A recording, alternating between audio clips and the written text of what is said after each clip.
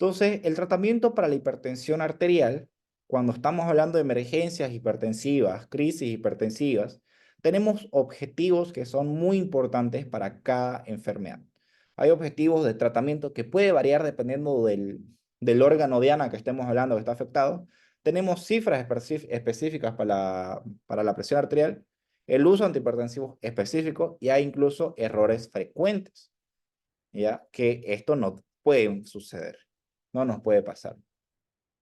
Entonces, aquí lo característico, ¿qué sucede? La típica. Te llega un paciente con una presión, te llega un paciente con una presión de 180, 120. El paciente está así todo agitado, está ansioso y todo. ¿Y qué hacen? Están corriendo, corren. Están corriendo a buscar, ay, ¿dónde está el nifedipino sublingual? No hagan eso. Eso es un error frecuente. ¿Qué dónde está? Démosle, ¿cuándo fue la hora que tomó su antihipertensivo? Lo tomó a las 6 de la noche, a las 6 de la tarde. ¿Qué horas son? Son las 8, no le ha hecho efecto. Démosle una dosis más.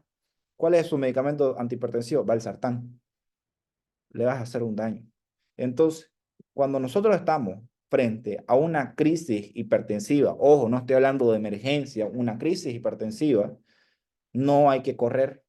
Ya, como decía Napoleón, vísteme rápido, que ahí como era, tiene su frase Napoleón, que dice, vestidme lento que estoy que voy deprisa.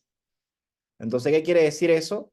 Que hagan las cosas con cuidado. Entonces, si ustedes hacen las cosas rápido en estas cuestiones, van a tener un desaprobado por Chayán.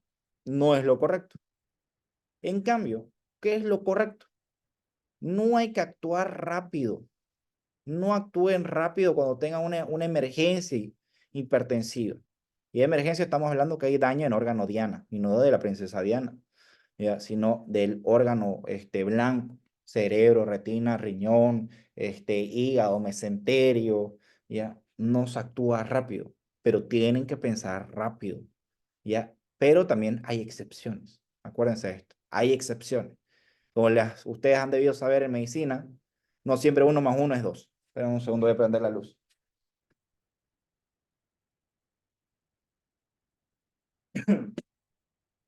Ya. No siempre se actúa rápido, pero medicina 1 más 1 no siempre es 2. Entonces, hay que tener en cuenta que la excepción, por ejemplo, puede ser principalmente una disección aórtica. Imagínate, tenés un paciente con una disección aórtica, tu aorta está que parece un toborochi, tu aorta está que parece ahí un toborochi, y está la presión pues en 200. Va a terminar reventándose y vas a tener sangre en todo el tórax, en el abdomen, ¿ya? Y esa sangre va a irritar y vas a tener una peritonitis. O sea, muy difícil que logres entrar y salvarlo al paciente. Tiene una alta mortalidad cuando esa aorta se revienta. Entonces, en la emergencia hipertensiva hay algunas metas. Esto anótenselo, háganse sus apuntes, porque es la clave. En la primera hora hay que reducir, vamos a manejarlo, a la 1, a las 2 y a las 6 y al día, yo le digo. Y aquí yo digo al día y al segundo día. Aquí un 2 por 2, ¿ya? Entonces, ¿en qué consiste esto? ¿Ya? Que en la primera hora, ustedes lo que tienen que hacer, no se compliquen. Tienen que reducir del 10 al 25% esa presión arterial. ¿Por qué? Porque si ustedes le bajan más la presión arterial, esos órganos blancos, el cerebro, por ejemplo, ya se acostumbró a esa presión. Si ustedes lo bajan, va a hipoperfundirse. ¿Y qué va? Significa hipoperfusión? Isquemia. Ya se acostumbró a ese flujo sanguíneo. Entonces, por eso en la primera hora se reduce del 10 al 25%. ¿Ya? Pero hay que estar manteniendo una presión diastólica, ¿ya? Esto es menor de 120, perdón, menor de 120. ¿Ya? Y por otra parte, en la segunda, a las 2 y a las 6, o sea, a las 2 horas y a las 6 horas, hay que lograr tener, miren, paz es presión arterial sistólica, ¿ya? De 160 milímetros de mercurio, ¿ya? ¿Por qué? Por aquí los voy a anotar. Si tenemos normalmente para hablar de emergencia hipertensiva, tenemos presiones de 180, 110 o 120. En algunos casos. ¿Ya? Entonces, en la primera hora vamos a ser específico. Obviamente hay algunas presiones que tienen presiones de 200, 220. Vamos a hacer 180 menos el 25% como si fuera lo máximo. Tenemos que lograr máximo, máximo. Si el 100%, vamos a hacer regla de tres simples, 100% es 100, va, el 100% es 180, ¿ya? ¿Y cuánto X es el 25? Entonces 25, ¿ya? No, esto está al revés, perdón. Verán acá, lo voy a hacer un poquito más. 180 es el 100%. Creo que está bien. ¿Cuánto es el 25%? Entonces 25 por 180 dividido 100 es 45. O sea, máximo, vamos a llegar máximo, ya en la primera hora, por así decirlo, un error, ya que tal vez te pasaste, el margen de seguridad que más o menos te dan para evitar la hipoperfunción agresiva es 45. Entonces, si tenés una presión de 180 menos 45, máximo 135. ¿Ya? Máximo 135.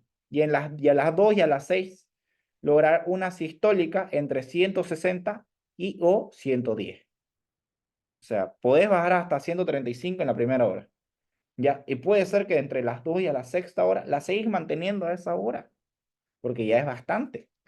Pero lo que yo les recomiendo en estos casos, siempre tratar de bajar el 10%. ¿Cómo puedes ir haciendo eso? Corrigiendo un tema con cuestiones con volumen, ¿no? Pero a veces también es un poco complicado cuando tenés pacientes, por ejemplo, enfermedad renal crónica que no orinan, insuficiencia cardíaca, no puedes manejar altos volúmenes, ¿ya? Entonces, esto es importante. Y vamos a borrar todo esto, y entre la sexta y las 24 horas, o sea, al día, hay que seguir manteniendo las metas anteriores. O sea, vas a tener una presión sistólica entre 160 y 110. No bajar más. Y las metas que tienen que ser entre el día siguiente y el subsiguiente día, ya es un paciente ambulatorio. Ya tratar de la presión lo más controlado como la tienes regularmente y que preguntar. Entonces, estos son los objetivos. Ahora, en emergencia hipertensiva, el manejo, es decir, el medicamento que vamos a utilizar antihipertensivo, depende. Así como cuando sos estudiante de medicina de cuarto año o cuando ya estás en el internado y te hacen una pregunta y no sabes qué decir y siempre se responde, depende, porque no sabes, te estás dando tiempo para pensar. Pero aquí la realidad es que en emergencia hipertensiva depende del manejo del órgano que estés sufriendo. Aquí quiero que podamos hacer una relación de los fármacos. Aquí he colocado distintos medicamentos. Nitroglicerina, aspirina, labetalol, perdón, aquí el error. Labetalol, hidralazina, losartán, nitroprusiato, nifedipino, sublingual, nicardipina, hidroclorotiazida, fentolamina, captopril, fenoldopan, enalapril, esmolol, valsartán. ¿Ya? Y estos son los órganos que normalmente se afectan. He aumentado algo más aparte del carrico. Tenemos aquí cerebro, corazón, en cuestiones del embarazo, riñón, vasos sanguíneos, catecolamina. Entonces, ¿qué fármaco van a utilizar en cada una de estas? Ya, les voy a dar 30 segundos para que puedan pensar qué fármaco creen que es el que tendrían que utilizar. Ya, si quieren, coméntenlo en los comentarios o anótenselo, les voy a dar 30 segundos.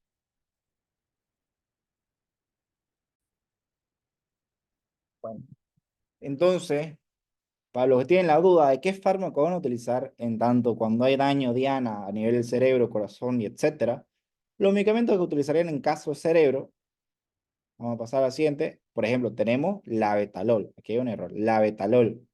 Como han debido saber o ver la anterior clase, la betalol se puede usar en la gran mayoría. Es un medicamento seguro. Puede utilizar en caso de lesión a nivel cerebral, la betalol. También puede utilizar nitroprusiato y la nicardipina. Nicardipina. Ya, ahora, en cerebro no se utiliza la nitroglicerina. Seguramente han debido pensar en nitroglicerina, pero la nitroglicerina es un vasodilatador, va a haber menor perfusión, entonces no nos conviene, está contraindicado. Después, a nivel del corazón, sí se puede usar nitroglicerina.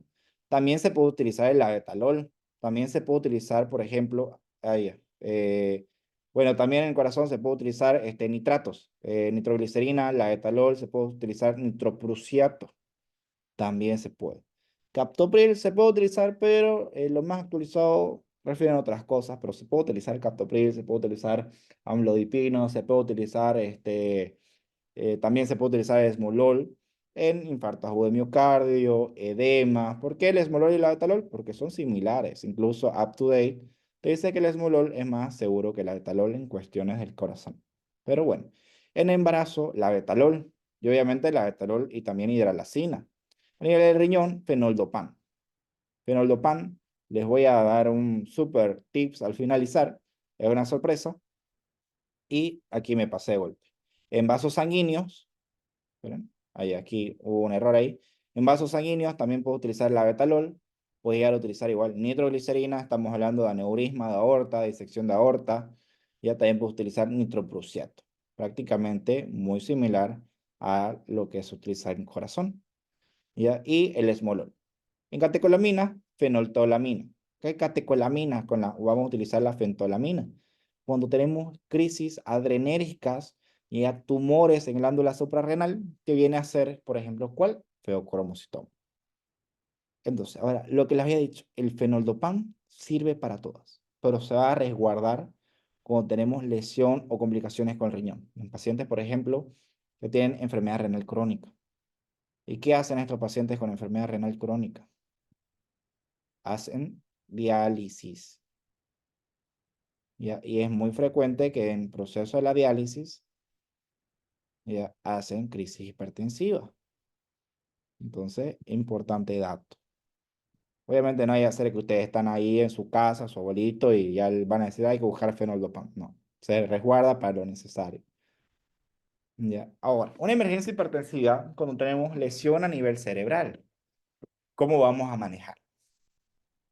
Vamos a ir viendo los accidentes cerebrovasculares. Sabemos que el accidente tipo isquémico es el más frecuente, es el 85% de los casos que no van a llegar con ACV cerebrovascular de tipo isquémico. Ahí ya podemos tener distintos, vamos, ¿no? Distintos tipos, ya, o subtipos.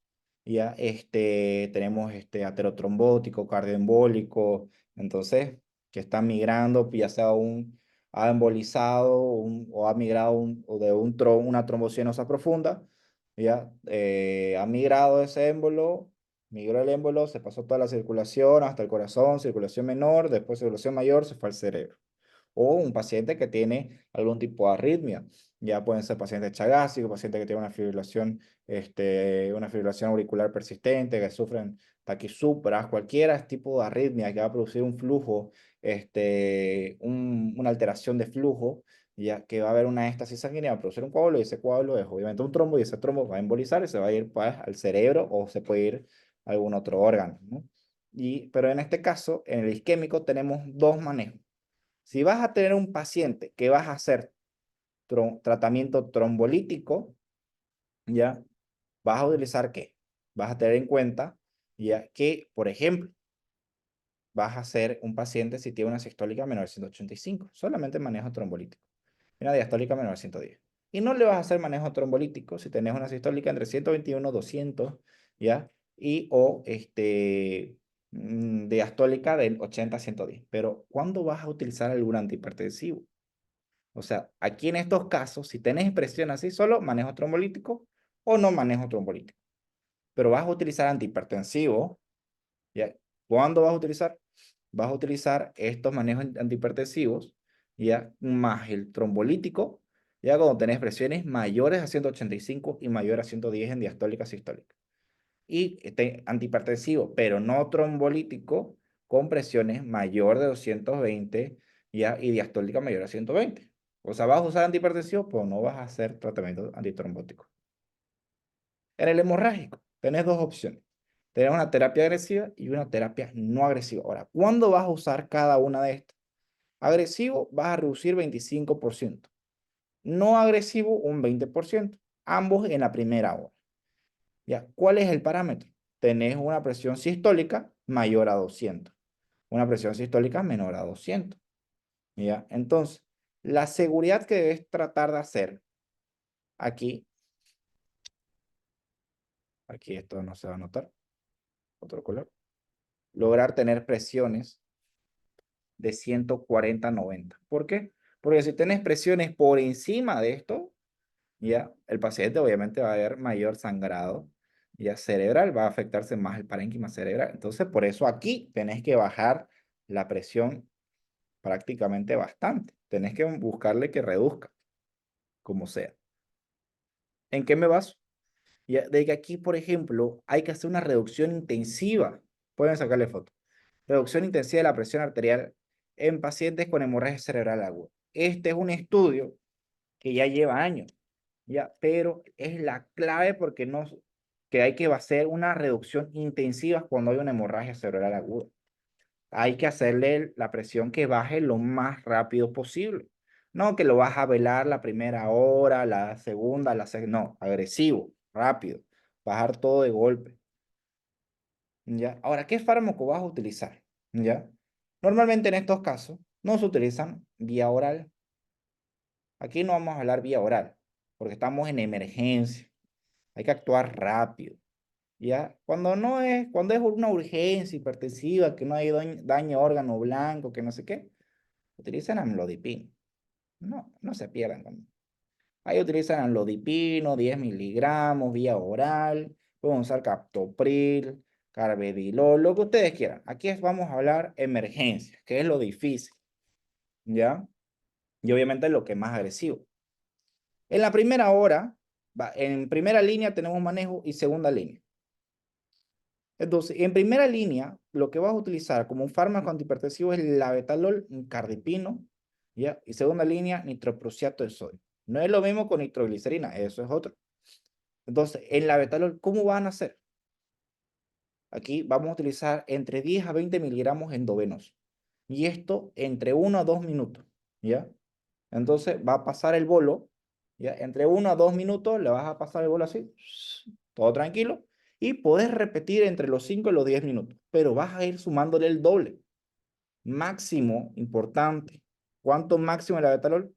300 miligramos. Ya si tienen bomba de infusión, pueden hacer 2 miligramos por minuto. Ahora, ¿cuánto sería eso en una hora? Van a multiplicar 2 por 60, son 120 miligramos que van a entrar ya en una hora. Esto te ayuda a controlar un poco mejor la presión, la bomba de infusión. Ya, pero un ejemplo, vamos a hacerlo práctico. Te llega tu paciente con una clínica de 188, 110 de presión. ¿Ya? Lo que vas a hacer, le vas a pasar un bolo de 20 miligramos. Le pasan el bolo de 20 miligramos y te dice la dicen, doctor, sigue la presión, ha bajado a 185. O sea, no bajó nada, o incluso se puede terminar subiendo más. Le vas a hacer la listen, ok, listen, dame un segundo bolo, pero de 40. Haces el doble. Segundo bolo de 40. Le dicen, ¿cómo va la presión? ¿Ya? ¿Va bajando? No, doctor, sigue en 180. Y la diastólica subió. Entonces, ¿qué vas a hacer? Le dicen, pásale un bolo con 80 miligramos. ¿Por qué les digo? Porque aquí está por 2. La dicen, le pasa 80 miligramos. Aún no le baja la presión. ¿Qué vas a hacer? Ya, obviamente, si son médicos generales, pues llaman pues al internista, al emergenciólogo. Pero aquí le estoy dando el manejo que se hace. Aquí, primer dosis, segunda dosis, tercera dosis. Con las rayitas la van a contar. Quiero que sumemos cuánto le vamos pasando. 20 más 40 más 80. Ahí, 20, le estaba muy bien. 20 más 40 más 80. Vamos pasándole 140 miligramos. ¿Qué quiere decir? Que nosotros le podemos pasar 2 bolos más de 80 miligramos. Y eso serían los 300 miligramos. Entonces, ya tu cuarto bolo, otros 80 miligramos. El tercer bolo, 80 miligramos. Obviamente, hasta esto ya debido bajar es imposible que persista.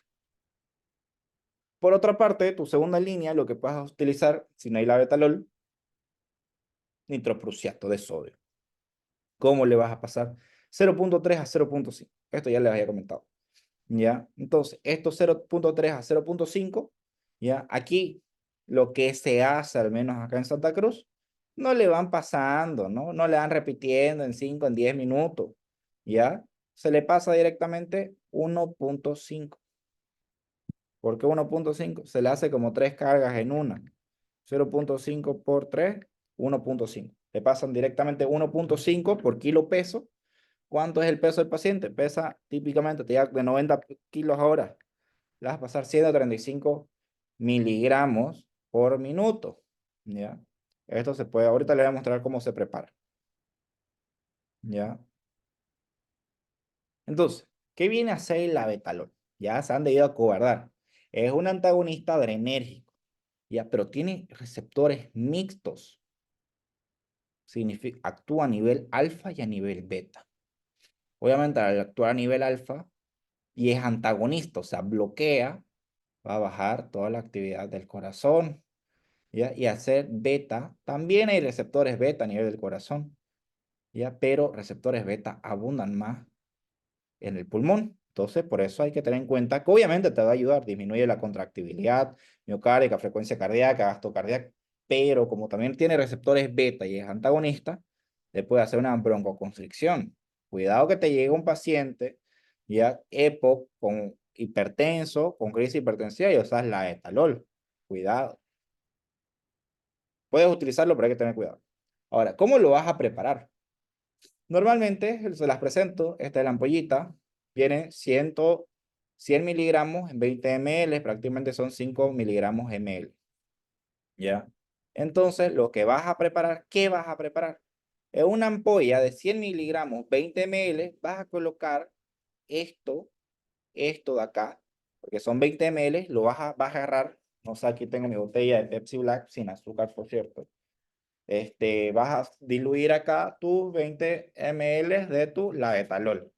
Y esto aparte ya tiene 80 ml. Entonces, si tenemos un suero de 100, ya vas a vaciarlo y vas a dejar 80. O vas a dejar el microgotero. En realidad no hay sueros de 100. Vas a colocar el microgotero, ya, le vas a colocar 80 cc, solución fisiológica del 0.9, ya, y le vas a vertir ahí tu ampolla completa. Y ahí tenés tu 100 cc. Y ahí listo. Entonces quedaría 100 miligramos en 100 cc. Quedaría 1:1. Ahora, nicardipino. ¿Por qué nicardipino? Nicardipino. Primera línea, otra opción, en caso de que te venga un paciente EPOC. ¿Qué viene a hacer el nicardipino? Nicardipino. Es un bloqueador de los canales de calcio dihidropiridina. Ya sabemos que los no hidropiridina tenemos diltiazem, verapamil. Dihidropiridina, nifedipino. Ya, principalmente. Ya, nifedipino. Ahora, ¿cómo te viene esto? Los presento. Aquí para que no se la charla. 25 miligramos por 10 ml, que quiere decir 2.5 miligramos ml. ¿Ya? Entonces, esta ampolla te viene en 10 ml, que está, no me dejo volver a hacer zoom, es para que no me la charle. No, doctor, la que usted mostró no hay acá. 10 ml, es mundial esto. 10 ml tiene 2.5 por cada ml. Entonces, ¿cómo le vas a hacer?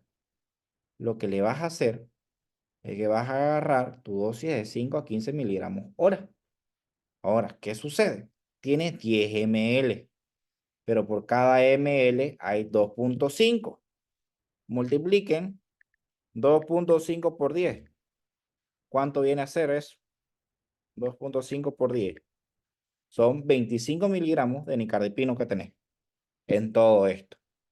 Entonces, vos le puedes pasar entre 5 a 15 miligramos hora. ¿Cómo le vas a pasar? ¿Ya? Hay que tener cuidado. ¿Por qué? Porque este puede bajarte más rápido la presión que la de estalón. Entonces hay que tener cuidado, ya sabemos los parámetros, ¿no? Obviamente en una serie isquémica hay que seguir los parámetros de la evolución, pero en el hemorrágico ya hay que tener un poco más, se puede bajar más rápido. En el isquémico hay que tener cierto cuidado y no bajar de golpe, porque ya se acostumbró el cerebro y lo vas a hipoperfundir y vas a aumentar más el isquémico. Entonces, el efecto de este aparece desde los 5 minutos. Puede tardarse un poco más, tal vez 10 minutos, ¿no? ¿Ya? Entonces, está indicado de crisis de hipertensión arterial de órgano blanco al cerebro. Ya tenemos una diapositiva más, pero Aquí, por ejemplo, espera, Caripino, sí. Aquí, por ejemplo, hay un estudio que lo pueden buscar con este nombre, en el cual, miren, es un ensayo comparativo entre nicardipino versus la etalol. ¿Y cuál fue el resultado de este ensayo clínico? Evalúa directamente el uso de una infusión de nicardipina, ¿ya? En vez de la betalol por XZ factores, paciente época y todo. ¿Y qué demostró? Que los pacientes recién tienen más probabilidades de qué? De una presión arterial controlada. ¿Ya? Intervalo de confianza en 95, 1.1 a 6. O sea, para que esto sea demandante, se dice en bioestadística que tenés que tener una P, o sea, dependiendo de tu P. Esto es por tu hipótesis nula, tu, tu hipótesis nula, ¿ya? Tu hipótesis nula, ya que tu P tiene que ser mayor a 0.5 para que lo que estás hablando es correcto. Pero vean acá, tiene una P entre 1.1 a 6.7. Un pequeño detalle para que puedan ir aprendiendo estadística. Entonces se puede utilizar, por eso también es de primera línea. Por otra parte, el nitroprusiato, ¿qué viene a hacer esto? Es un vasodilatador nitrogenado que actúa liberando óxido nítrico. ¿Por medio de qué? De la liberación del GMP cíclico. Ahora, acá esto lo puedes utilizar ¿para qué? Obviamente, urgencia hipertensiva, disección aórtica, insuficiencia cardíaca, edema pulmonar, infarto miocardio. Puedes utilizarlo para muchas otras. Ya no solamente para cuestiones de ACV, isquémico, hemorragia. ¿Cómo vas a hacerlo esto? Pero antes de saber cómo se hace, tienes que tener cierto cuidado. ¿Por qué? Porque produce cierto grado de toxicidad. ¿Por qué? Por cianuro y tiocinato. Este es mucho más grave. Hay que tener precaución. ¿Por qué? Porque esto produce una vasodilatación excesiva. Y al producir una vasodilatación excesiva, obviamente te puede que hipotensar mucho. También te afecta y produce una acidosis láctica grave. Puede producirte un hipertiroidismo. O puede tener, puede tener mayor toxicidad en pacientes con hipertiroidismo y puede exacerbar ya los cuadros de EPOC y además producir mayor toxicidad por cianuro tiocinato. ¿Ya? En embarazadas no se da y en enfermedad renal crónica hay mayor riesgo de tener toxicidad. Entonces, ¿puedo utilizar nitroprusiato? Sí, perfecto, pero tenés que tener en cuenta que el nitroprusiato es tóxico.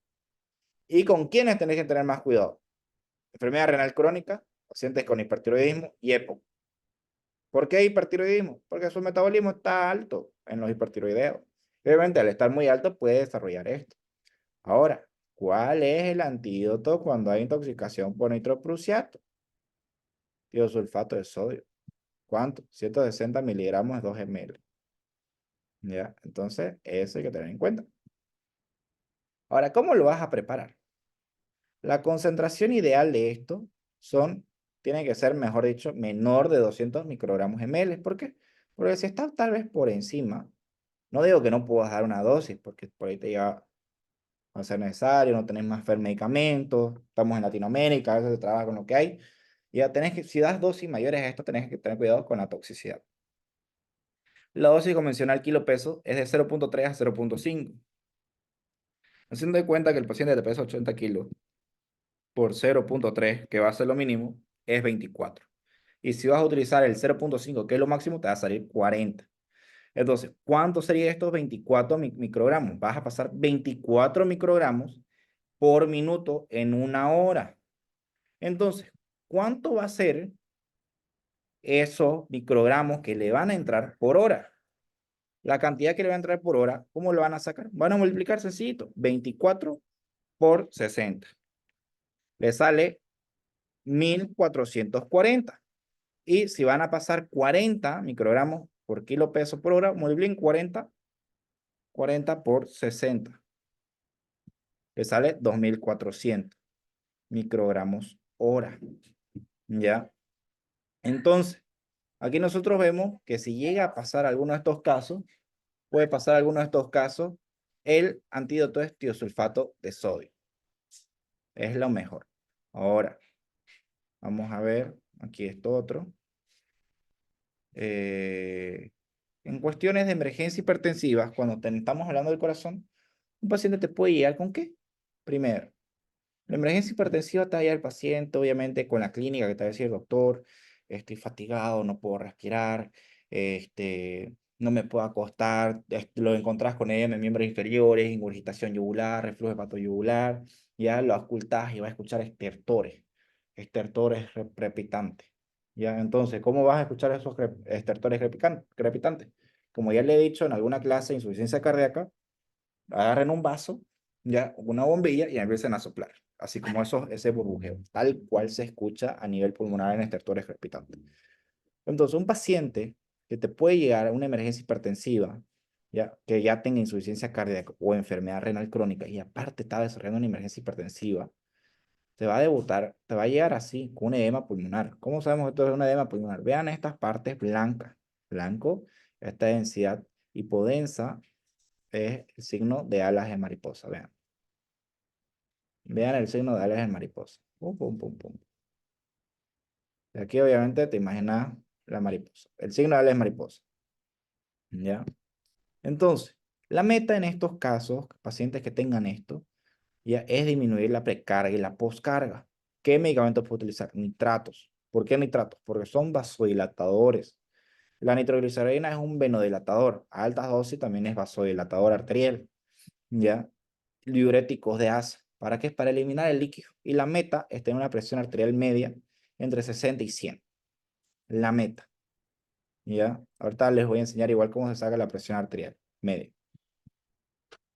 Entonces, para sacar la presión arterial media, lo que tienen que hacer, vamos a cambiar aquí el color, van a fijarte cuando tienen la sistólica y su diastólica la van a multiplicar por 2. Imagínense tener una sistólica de 180, porque estamos hablando de emergencia hipertensiva, mínimo debe tener 180 para hablar de emergencia. Y la diastólica mayor a 110 o igual a 110. Entonces 110, van a multiplicar 110 por 2, nos va a salir 200, 220. Entonces, lo que van a sumar es 180 más 220 dividido 3. La presión arterial media en un paciente así debe tener una presión arterial media de 133.333. Vamos a manejar una presión arterial media de 133. Entonces, en estos pacientes ya pueden utilizar estos medicamentos y se busca tener una presión arterial media de 133. Acuérdense, 133. ¿Por qué 133? Es fácil de recordar. Porque aquí el paciente te va a llegar con esto y le vas a pedir cuando querrás después de ocultarlo, bueno, primero se hace la inspección, palpación, percusión, en todo eso, cuando se le pide decir diga carretera, diga 33 para escuchar todo eso, vas a decir 133 porque te acordás, porque le pediste al paciente que diga 33, ¿ya? Entonces, vamos a pasar. Y este paciente con ese edema agudo de pulmón, antes de estar hablando del infarto, ¿ya? ¿Cómo puedes ayudarlo? Tenés que tener en cuenta que esa presión arterial es el gasto cardíaco por la resistencia vascular periférica y el gasto cardíaco es la frecuencia cardíaca por volumen sistólico. Un paciente hipertenso, todo esto va a estar alterado porque la presión arterial va a estar elevada. ¿Por qué? Porque el gasto cardíaco, la sangre que está saliendo está aumentado. La resistencia vascular periférica, hay vasoconstricción. Y ese gasto cardíaco sabemos que está aumentado porque el paciente va a estar taquicárdico. La frecuencia cardíaca va a estar alterada y el volumen sistólico va a estar alterado. ¿Ya? Y además vamos a ver de que va a haber mucha más contractilidad, o sea, la frecuencia cardíaca y la postcarga. Entonces, todo esto, si tenemos precarga alterado, que prácticamente es todo el llenado de las cavidades derechas, va a haber mayor contractilidad y obviamente eso te va a llevar a un mayor postcarga, que es la salida de la circulación mayor, todo lo que sale de la circulación de las cavidades izquierdas. Entonces, nosotros lo que tenemos que hacer es cerrar ese grifo, la precarga, que está en ventrículo y aurícula izquierda.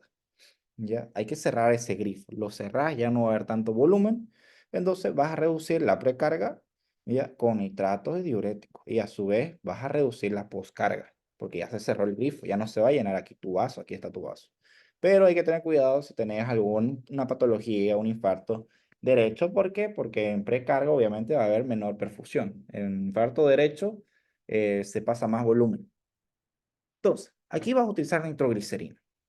Y esta nitroglicerina, que recién la estamos viendo, es un dilatador venoso y arterial sistémico cuando se aumenta las dosis, cuando se dan dosis más altas. ¿ya? Pero principalmente es un vasodilatador o un dilatador venoso, ¿ya? Y esto, por ejemplo, como lo he hecho, se reduce la precarga y en dosis altas la postcarga, o sea, porque ya es más vasodilatador arterial.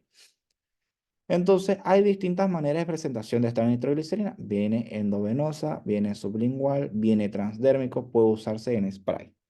En estos casos se puede utilizar cualquiera, pero la que mejor se opta es la endovenosa. Es la mejor, es la que actúa más rápido.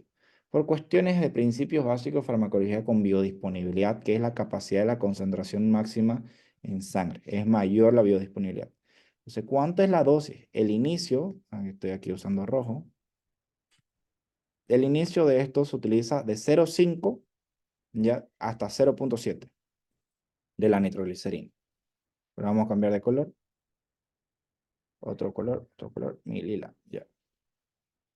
Entonces pueden utilizar de 0,5 hasta 0,7 kilopeso minuto hasta 200. Entonces, ¿qué significa?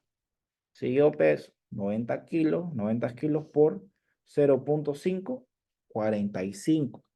Pero hay que tener cuidado, ¿por qué? Porque al ser un vasodilatador venoso, arterial, dependiendo de las dosis, pero digamos que vasodilatador de ambos, te puede producir hipotensión, porque va a vasodilatar, obviamente va a bajar la presión, puede ser que te pase. Te puede producir cefalea, ya que aumenta, pues, obviamente, bueno, mejor dicho, disminuye la perfusión a nivel cerebral, te produce cefalea, y la metemoglobinemia, que esto es una de las complicaciones o efectos secundarios que te produce la nitroglicerina. En estos casos se utiliza el azul de metileno. ¿Ya? El problema de esto es que esa metemoglobina es inútil, no te transporta oxígeno. Entonces el paciente empieza a desaturar. Ahora, ya vimos que nitroglicerina, nos pasamos a cómo prepararlo. Ese yo no cambio la diapositiva. ¿Cómo vas a preparar?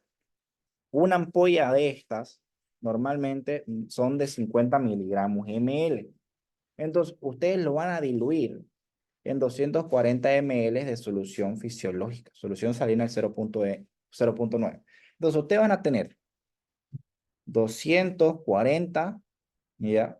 Más los 10 ml de la ampolla, porque la ampolla viene 50 miligramos ml, y estas ampollas vienen a ser prácticamente de 10 ml, entonces van a tener 250 ml. Entonces van a tener 250 ml de líquido de la solución, ya, pero concentración de 50 miligramos de la nitroglicerina. ¿Qué quiere decir eso?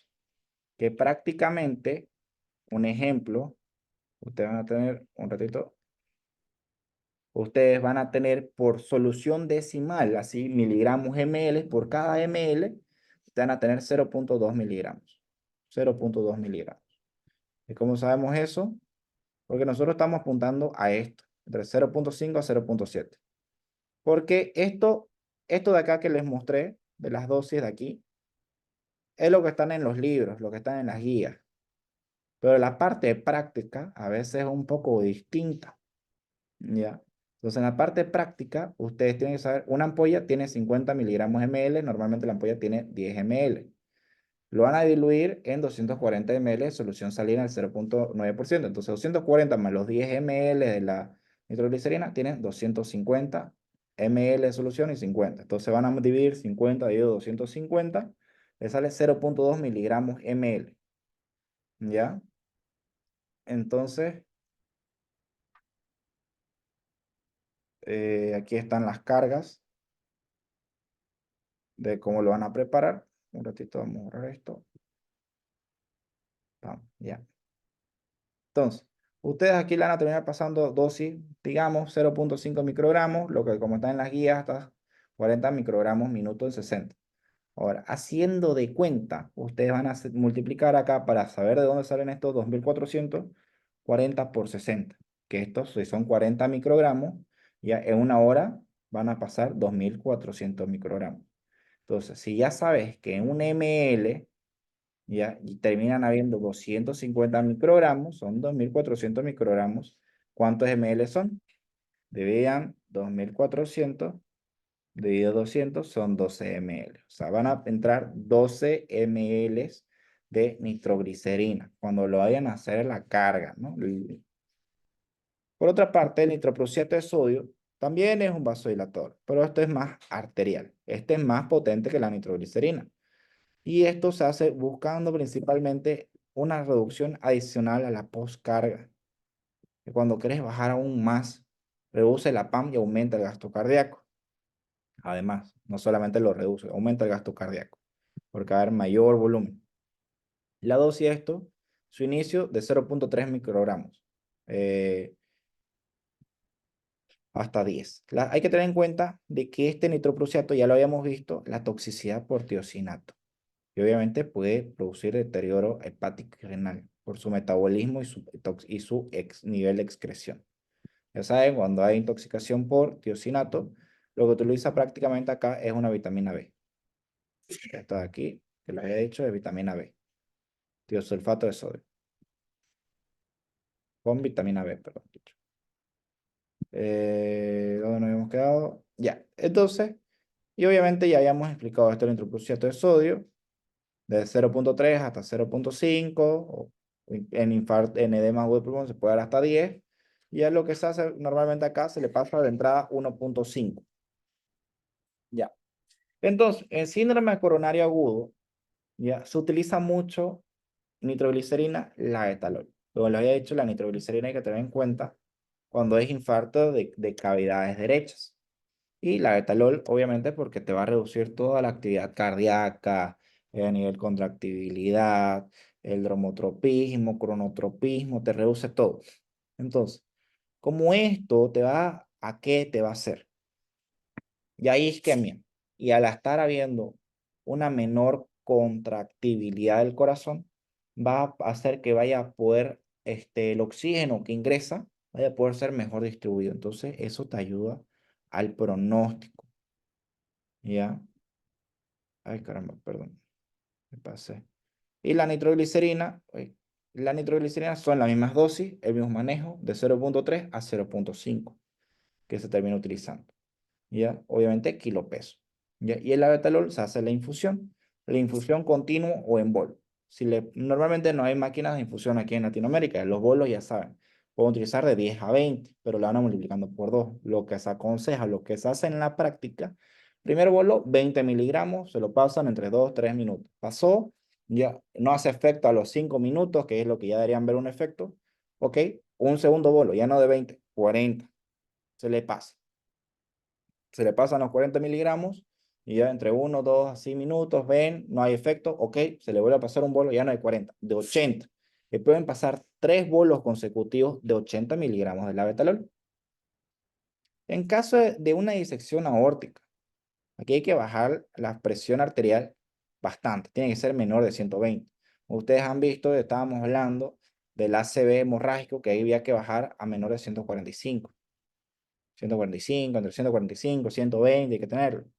¿Ya? Y cuando tenemos generalmente una CBI que, bueno, estamos hablando en general, hay que bajar en ACV isquémico, mejor dicho, decía que había que bajar un 25%, si tenemos una presión de 140, recuerdo, creo que era 45, 180 menos 45, a ver, 180 menos 25%, 45, exacto. Entonces, 180 menos 45, había que bajar hasta 135. Aquí le voy a hacer un pequeño resumencito. Entonces, esto es lo que baja en el isquémico. En el isquémico. 135. Ya, máximo 25% en la primera hora. Ya después, lo que te menciona es que hay que mantenerla entre, por así decirlo, 165, 135. Hay que mantenerlo y ya después del día al segundo día, un paciente tiene que tener presiones como cuando es ambulatorio, supuestamente, entre comillas. Y en el hemorrágico hay que ser agresivo. Ya hay que bajarle la presión. No hay que pensar que primera hora, segunda, sexta hora. No. Se baja agresivo. Hay que bajársele la presión 140, 120. Pero una disección aórtica, hay que tener una presión sistólica menor a 120. Tener presiones de 100, presiones de 90, una frecuencia cardíaca menor de 65, o sea, 60, 50, 40, ya algo que es mucho, porque para evitar que esta pancita se rompe y ya el paciente se va con San Pedro. Los tratamientos. Los tratamientos, primera línea, la betalol. Pero ya hay actualizaciones que te dicen que el esmolol es muy bueno. Hay estudios comparativos que hablan de que el esmolol es similar o incluso en algunos casos un poco superior. Otros medicamentos que si se acuerdan en el Relaciona, lo había mencionado, que aquí está un pequeño resumen, que viene a ser la fentolamina, fenoldopán, hidralazina. La fentolamina es un bloqueador adrenérgico, no selectivo, actúa en ambos, no selectivo, actúa tanto alfa 1, perdón, iba a ser ahí un beta, alfa 1, alfa 2, actúa en ambos. Ya se le puede hacer bolos de 10 a 15 miligramos o infusiones de 5 a 15. Ya que estas infusiones van a pasar una solución decimal de 0,5 a 1 miligramo. Ya aquí, fentolamina utiliza especialmente feucromocitoma. ¿Cuál vendría a ser la actividad adrenérgica? Pacientes que utilizaron anfetaminas, que te llegan así intoxicados con su crisis hipertensiva de anfetaminas.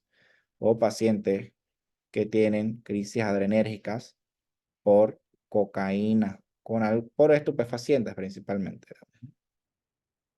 Cocaína. Fenoldopán, ya esto de acá, como les había dicho, se lo reserva cuando son enfermedad renal crónica. Se utiliza más en servicios de diálisis. ¿Ya? ¿En qué está contraindicado? En glaucoma. Pero se puede utilizar prácticamente después en todo. La hidralazina. Se utiliza mucho en preeclampsia y eclampsia. En nuestro medio, ya, en la parte pública no hay hidralazina, pero por la parte privada sí he podido ver en algunas farmacias que te venden la hidralazina. Es muy buena. ¿Cuál es el tema? Que a veces esta hidralazina baja demasiado la presión arterial. Que hay que tener cuidado porque si la quieres utilizar en cualquier cosa, ya un ejemplo, en infarto, te va a hacer una hipoperfusión bárbara. Ya te va a hipotensar mucho. En ACVs te va a bajar mucho. Por más que vos digas, pero doctor, la hidralazina te baja bastante. ¿Por qué no se utiliza una ACV hemorrágica? Porque te va a bajar mucho la presión. Te va a bajar mucho, baja mucho. Se utiliza en casos de preeclampsia, eclampsia. ¿Por qué? Porque esta preeclampsia y eclampsia son prácticamente reactivas. La hidralazina mantiene un efecto prolongado. ¿Ya? Entonces, por eso te ayuda. ¿Ya? Entonces, no sé si hay alguna pregunta. Y de todos modos, gracias. Gracias los que se quedaron, los que se pudieron conectar, los que están viendo este video.